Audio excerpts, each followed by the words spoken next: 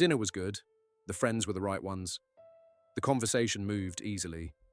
You laughed when you were supposed to laugh. You said the right things.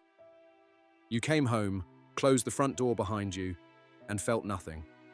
Worse than nothing. Drained. As though the 3 hours of effort had cost you something you cannot put a name on, and there is less of you in the room now than there was when you walked out. You have been told to add more nights like that. The headlines told you loneliness shortens your life. The Surgeon General called it the new smoking. Your therapist said, community heals. You have been doing it. You have been doing it for years. The feeling has not lifted. It has deepened.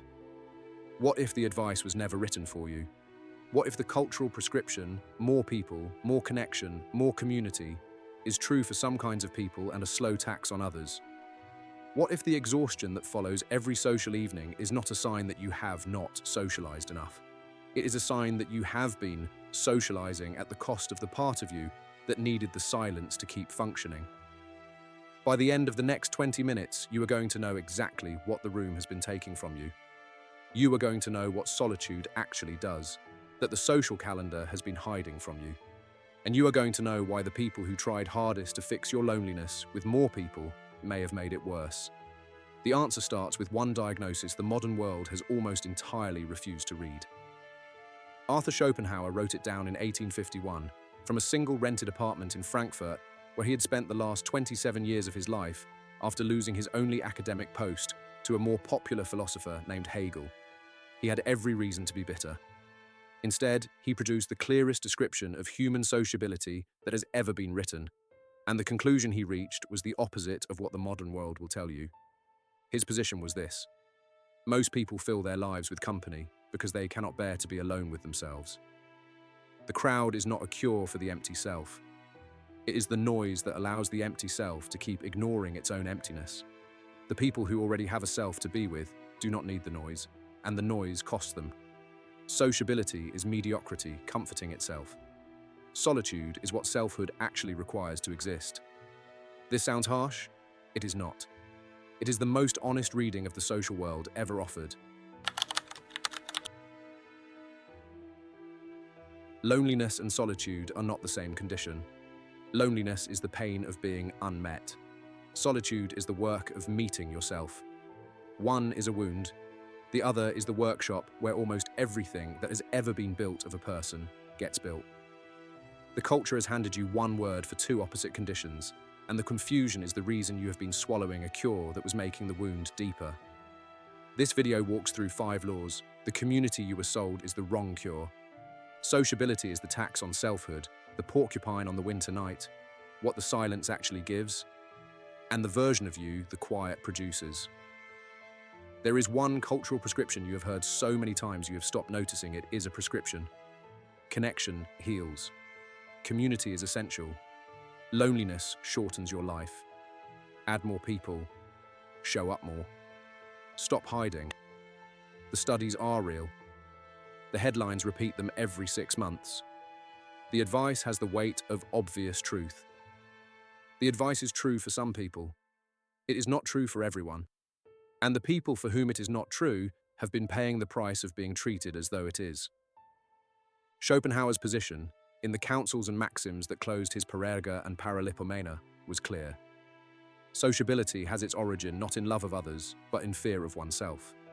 The crowd is not where people go to be met. The crowd is where people go to escape the meeting that would otherwise be forced on them by silence. A person who has not built a self to be with finds being alone unbearable. A person who has built one finds being constantly in company unbearable. The first kind of person sets the cultural default. The second kind of person is paying for it. You are watching this because you suspect you might be the second kind.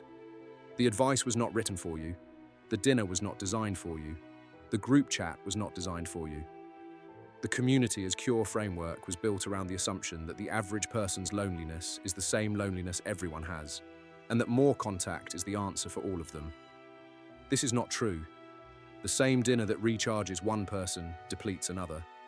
The same Sunday brunch that feeds one person costs another 6 hours of recovery they will not get back. Modern loneliness research, including the late John Cacioppo's neuroscience work at the University of Chicago, accidentally confirmed Schopenhauer. Loneliness in the brain does not correlate with how many hours you spend with people. It correlates with whether the contact feels meaningful.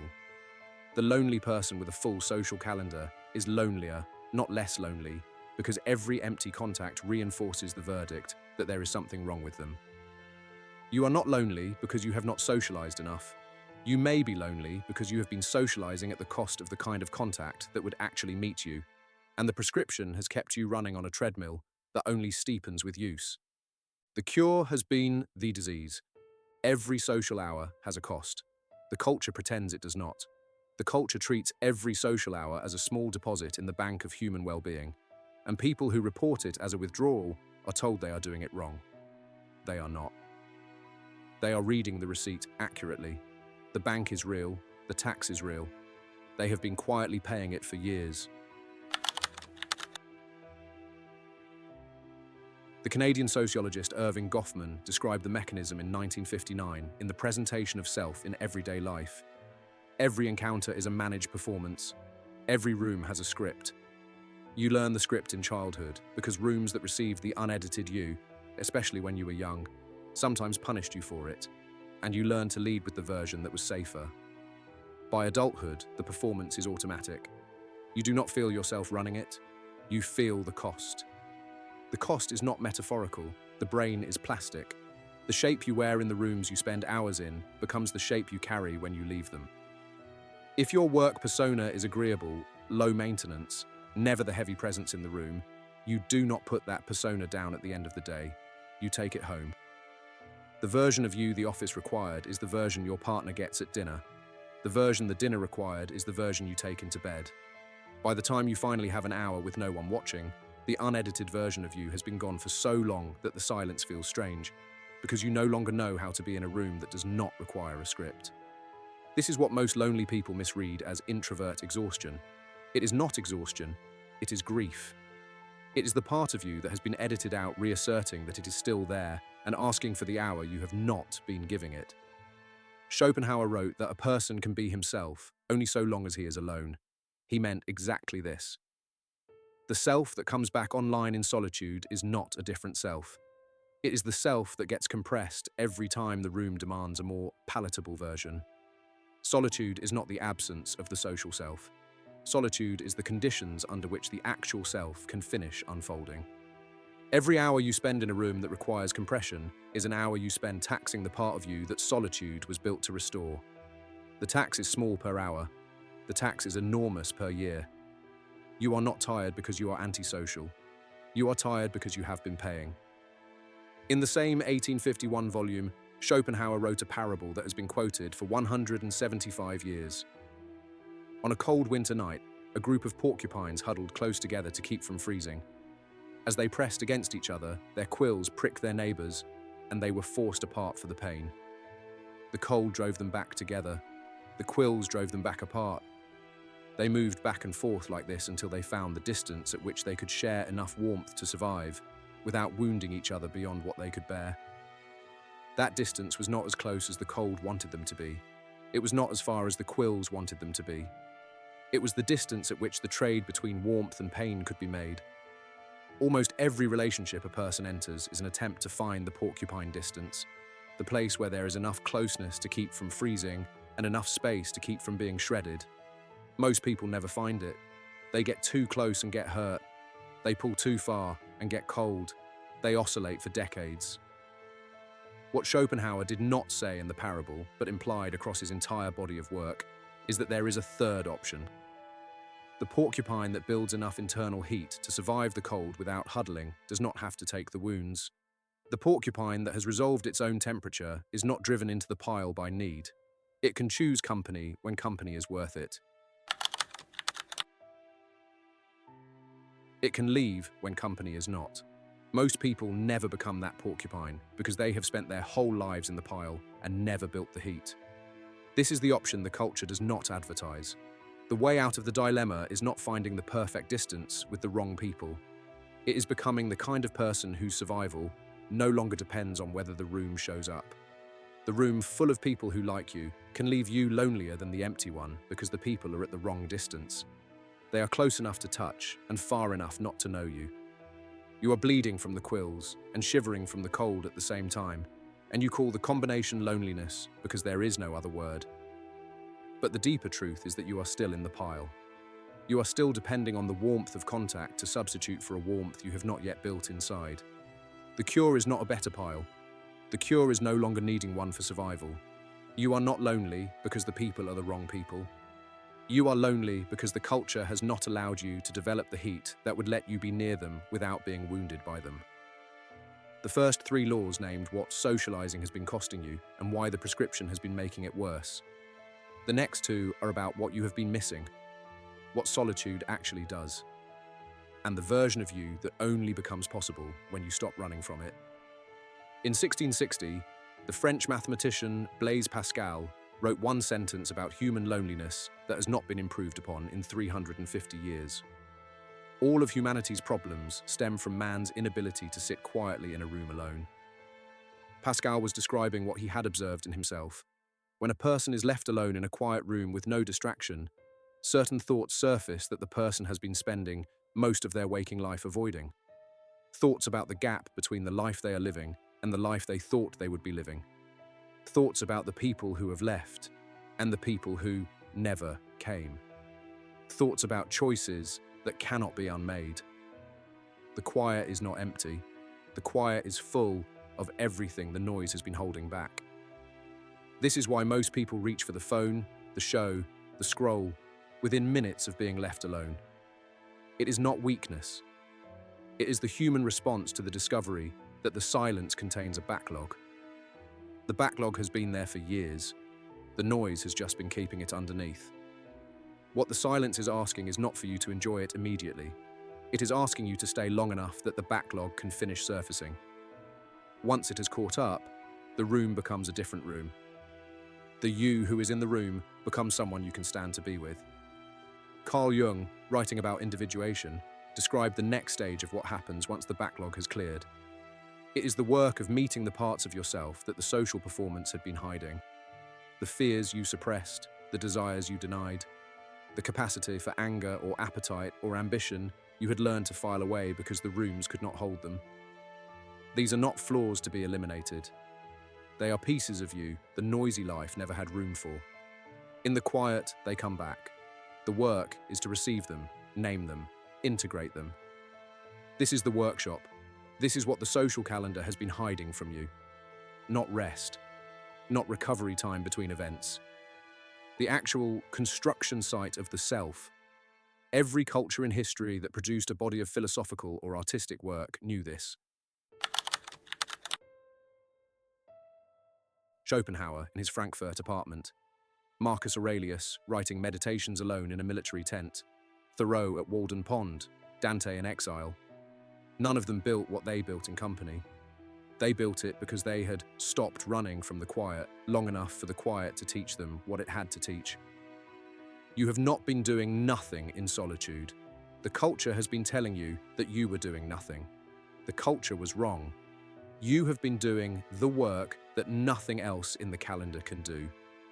The lonely person and the person who loves solitude are the same person at different stages of the same process. The lonely person has not yet sat through the backlog. The person who loves solitude has. The wrong reading of every law so far is that the answer is to become a hermit. That is not the destination. Schopenhauer himself, after 27 years of his Frankfurt routine, still ate his dinners at the Englischer Hof Hotel because he wanted to overhear human voices while he worked. The solitude was not the end of his social life. It was the precondition for the kind of rooms he could later sit in without paying the tax. This is the part the culture has hidden from you. There is a version of company that does not cost you anything. There is a kind of room that returns more than it takes. You have not seen many of them because the rooms most people offer you are not built that way. The right rooms become possible only after the work in the quiet has been done, not before.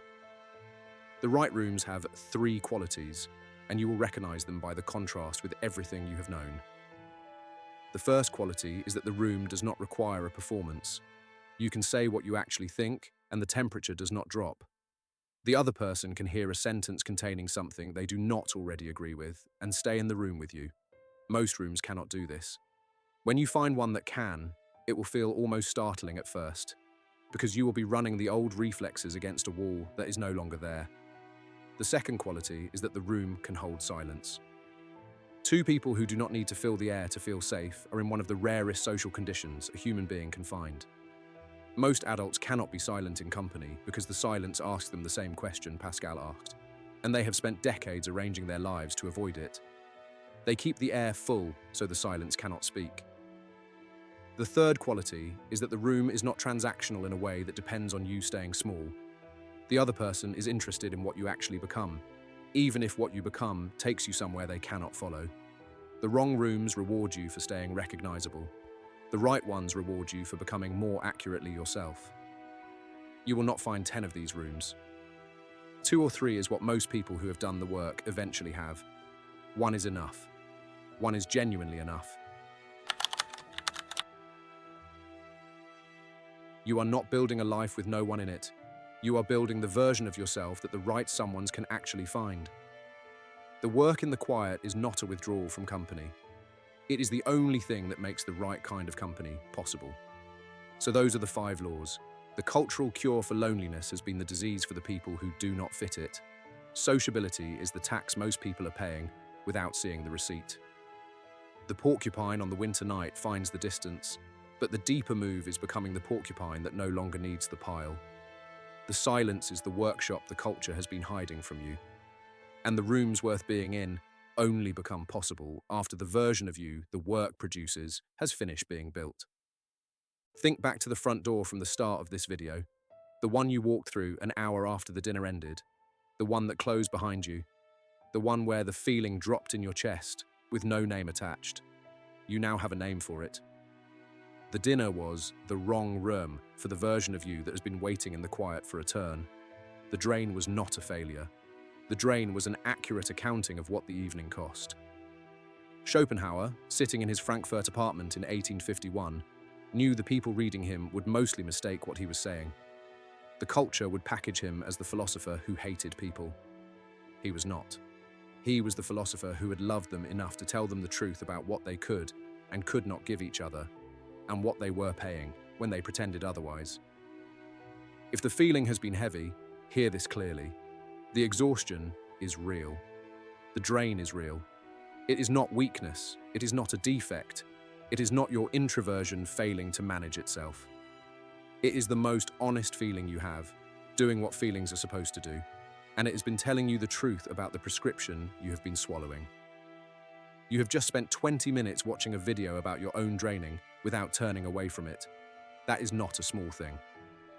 The first move out of the prescription is naming the cost it has been making you pay. You have just named it. The room will be quiet again tonight. The quiet will arrive and the old urge to fill it will arrive with it. Try, just once, to stay. Subscribe if this was useful.